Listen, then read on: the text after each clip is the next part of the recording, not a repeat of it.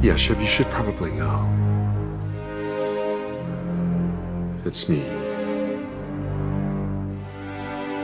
It's you.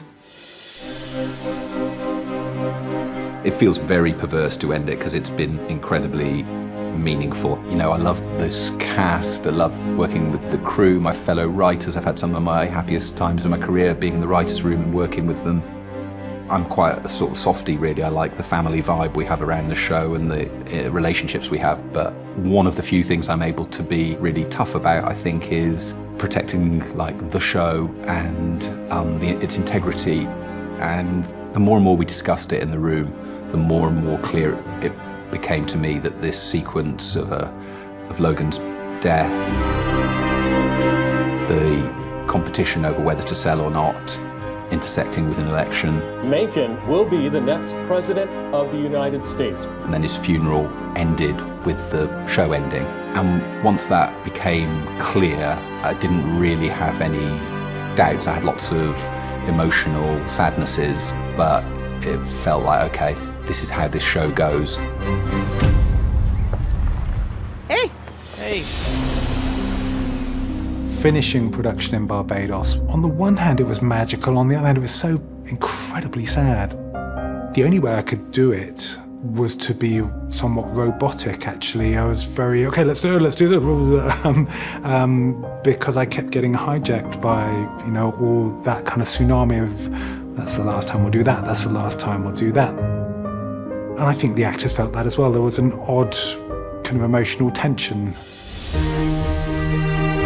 We anoint you. You get the bauble. The counterpoint to that was the lovely scene we call Meal Fit for a King. That sense of recaptured innocence. Kids just being kids, no matter what their income. Everything seemed possible, and yet... Wear your crown, sir. Oh, no. My understanding of the show has always been that it's a tragedy, and therefore every moment of hope like that is so cruel because you're just waiting for that shoe to drop. You're waiting for their essential natures to be exposed and to break your heart again. What do you feel about self-pitching me? Yeah, I can sing for my supper. The idea of Tom being the eventual successor, that had been something that I thought was the right ending for quite a while now. Follow the boss. You know, I digest strategy and implement. Even though he's not exactly the most powerful monarch you'll ever meet, his power, you know, comes from Mattson. Tom will honestly suck the biggest dick in the room. That's just my assessment. Love is in the air. Those figures who drift upwards and make themselves amenable to powerful people are around. Shiv. As with Tom's betrayal at the end of season 3, everything was always working towards this idea of Sarah's character of Shiv ultimately sabotaging herself, and sabotaging the deal. I can do this. I don't think you'd be good at it. What? I don't even believe you. I don't believe you. Jesse kind of, I hate this expression, stuck the landing with this climactic showdown, if you like, between the three siblings. I love you, and I cannot fucking stomach you. The final ripping off of the bandage to expose that terrible, terrible truth so simply by Roman. We are bullshit. Was just such a heart-rending moment. We're nothing. And yet so inevitable, and that's, again, good tragedy should feel inevitable, shouldn't it? That it's the essential truth of those characters and the consequence of their nature and their upbringing. Everything led to that one moment, and so on that level it was perfect. It was perfectly painful. I've thought about all their stories. You know, they don't end, they will carry on. But it's sort of where this show loses interest in them because they've lost what they wanted, which was to succeed, which this prize that their father held out.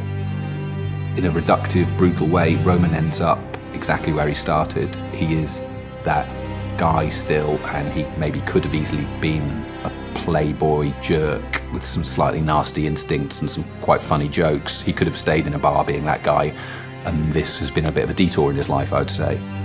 Shiv is still in play, I'd say, in a rather terrifying, frozen, emotionally barren place.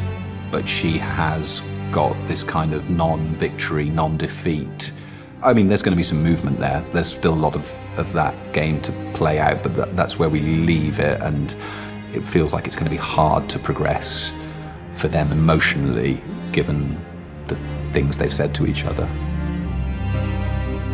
For Kendall, this will never stop being the central event of his life, the central days of his life, central couple of years of his life. Maybe he could go on and start a company or do a thing, but the chances of him achieving the sort of corporate status that his dad achieved are very low, and I think that will mark his whole life. I don't feel like I'll be able to write anything as good as this again, because I just feel like it's an arena that I'm so interested in, and the group of people who've made it have been so talented. Sounds a bit banal, really. I just feel gratitude. I really feel massive gratitude particularly to Jesse, for, you know, the greatest, loveliest collaboration I've ever had. It feels really scary and foolish to end, but with that sense that it must end. So that's what I guess I cling on to.